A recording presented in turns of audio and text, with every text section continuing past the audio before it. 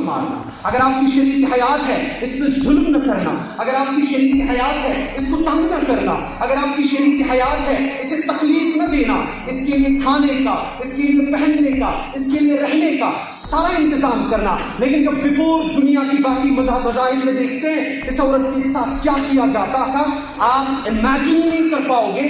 اس سے جیسے ہم وہ جو جانور باندھتے ہیں اسی طرح سے اسے باندھا جاتا تھا.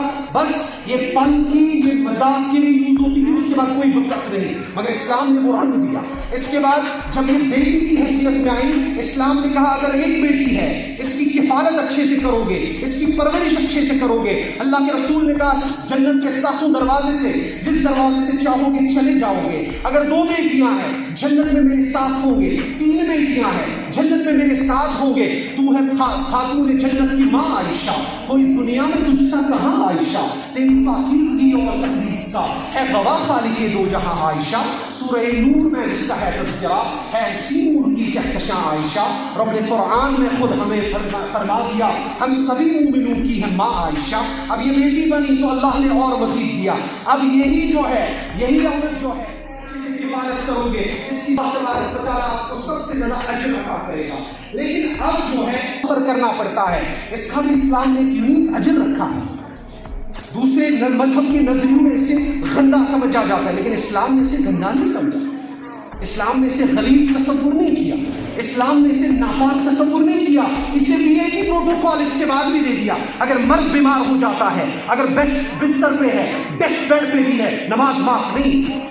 لیکن اگر یہ عورت اس سرکولیشن کے ٹائم پہ سفر کر رہی ہے، اسے کہا گیا نماز نہ پڑھو، کوئی بات نہیں. اسے کہا گیا کوئی بھی تکلیف دہ چیز، کوئی بھی بوجھ اپنے اوپر نہ لے لو. اسے کہا گیا اگر روزہ ہے، روزہ نہیں رکھ سکتی ہو، آپ روزہ بھی نہ رکھو.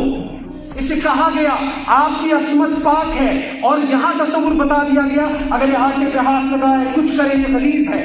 باقی دنیا کی تعلیموں کو جب ہم دیکھتے ہیں، جب وہاں اس پیریڈ سے ایک عورت گزرتی ہے وہاں باضابطہ اعلان کیا جاتا ہے فلانی اس طرح سے گزر رہی ہے، تو اس کے بعد سب کو پتا چلتا ہے کیا ہے. لیکن عصمت اسلام کی دیکھے، اسے کہا گیا کہ آپ پردہ داری میں ہے، آپ اخلاقیات میں ہے، آپ ان چیزوں سے گزر رہی ہو تو یہ چیزیں آپ کو آسائش اسلام دیتا ہے. اور جب یہی چیزیں چلتی ہے اپنی مدت تک ختم ہوتی ہے، پھر جورنگ جب یہ پریگننسی ٹائم بلڈ جو اس کے اندر جو بچہ پیدا ہو رہا ہے، یہ بلڈ اسی کے ذریعے سے جو ہے اس بچے میں استعمال ہوتا ہے. یہ نظام قدرت ہے، یہ اللہ تبارک و تعالیٰ کا نظام ہے جس نظام کے ذریعے آپ کو اس دنیا میں لایا گیا. اور ہر رنگ و ہر روپ میں اللہ نے عظمت دے دی.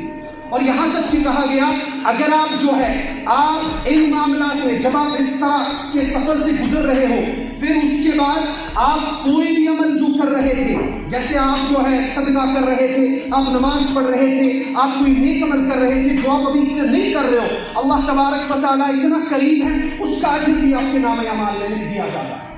اب اس سے بڑھ کر آسائش و آرائش کیا ہوگی ہمارے لیے. اور اس میں جو ہے اگر ہم باقی ہربل کنڈیشنز کو دیکھیں، ویدک پیریڈز کو دیکھیں، باقی چیزوں کو دیکھیں، آپ سب سے زیادہ ان آسپیکٹس میں جو ہے آپ فائبر چیزیں لینا سٹارٹ کریں. آپ جو ہے آپ مچھلی نہ کھائیں، آپ پپیا لے لیں.